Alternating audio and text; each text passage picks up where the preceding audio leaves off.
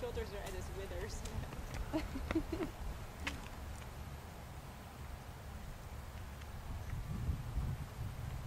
But next thing I'll do is a little canter as well.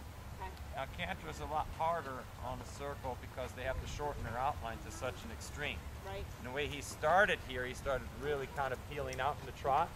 Yeah. So now we want to get him to canter off a minimum amount of aid. And let's just walk. Look at he's like his shoulders are at his withers.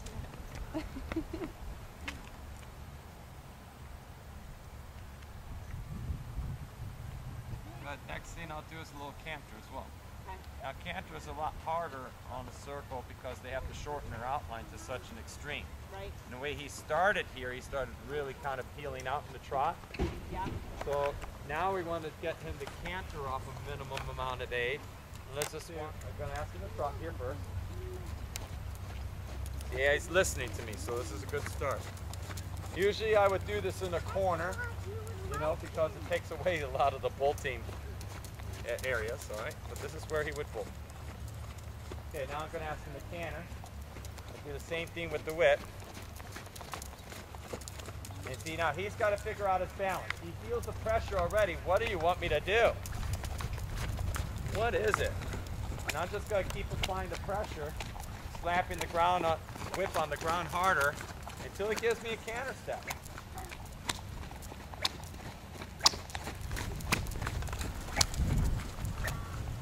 And then I even duck with him a little bit. Encourage him forward. Good. Now walk because he made the effort. Good boy. Okay. Good boy. Okay. Pretty soon he's going to start looking for his pet to the point where he'll lower his head. Right now he's not. He's a little distracted. But that already, that he came to me. Look at his top. Good. He came to me was a good sign. Now we do the same process again. So, you know, training horses is so damn easy, it's ridiculous, all right?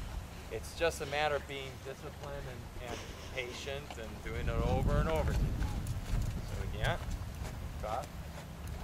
See how he's looking for my aid there? That was a good thing. He's looking for my aid. Ask him to keep the trot. Very good. Now I'm going to ask him to canter. There, a little faster. Good. That's already a good start. See how I changed my body language? Caroline. His jaw's a little clenched right there. Well, I want him to come to me. How much little pressure that took? Sometimes he'll do that and then he'll take his hips and his hips won't line up.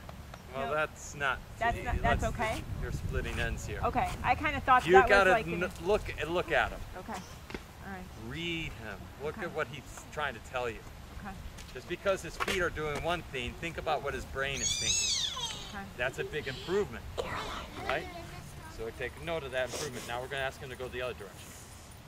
See how he listened there for a moment? He goes, where do you want me to go? Let's go that way. Caroline. So it took a little bit of time, but I didn't get after him for it. Trot 8. Maybe we'll go back to trot and walk again.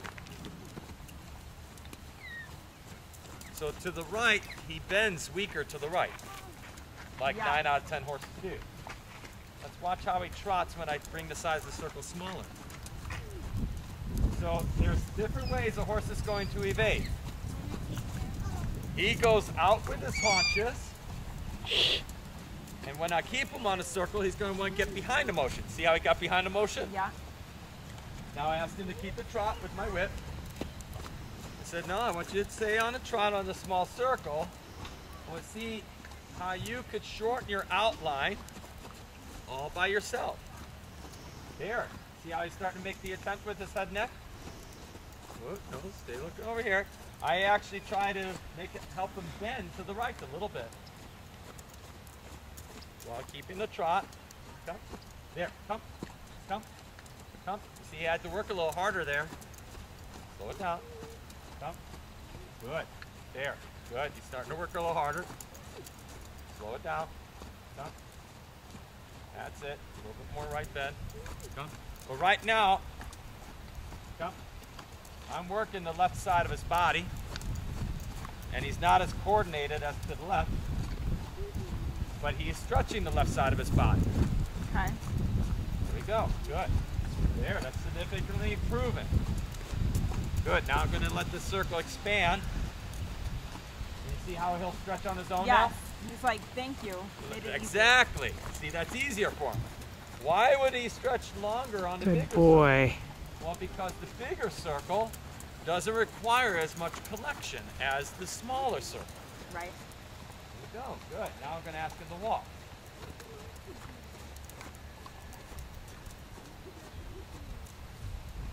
Good. One time. He's trying. He's trying really hard. Now I'm going to try. Good.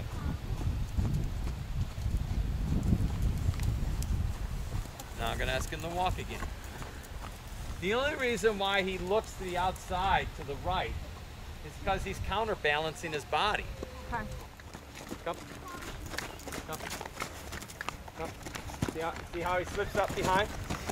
He has a hard time with that. Yeah. So it's a little bit physical there on how he's going to pick up that rightly canter. So he only felt the option of going that way Yeah. because he has a hard time picking up that right hind and placing it.